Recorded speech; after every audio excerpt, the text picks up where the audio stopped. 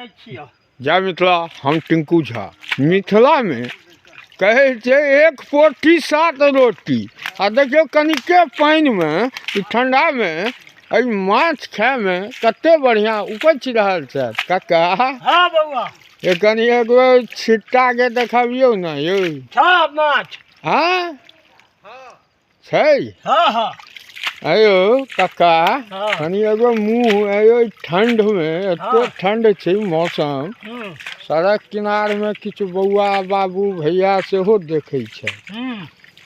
आ माछ से जिनका शौक हेतन, लाग हेतन, प्रेम हेतन, देखबे करता। हाँ ओहि दिन दमकल लगबै गेली बुझलिए। हाँ आ एकटा महान भाव छलथि है, देखियो वीडियो में अहाँ सब समस्त मिथिलावासी, संपूर्ण भारतवासी देखियो ई मिथिला के कल्चर छै जे जल में पानी में मिठास छी।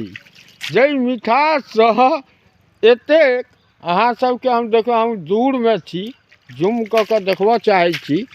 अहाँ सब देखियो उपज रहल छथि और आगा हम देखबै छी कक्का हमर एकदम। अयो चाह हाँ हाँ अयो ई तो जोगाड़ रात के के भऽ रहल छै।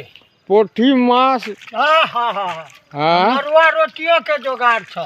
मरुओ रोटी ये। हाँ अयो तो गांव घर में तो बूढ़ पुरान पहले कहे चलखिन एक पोठी आ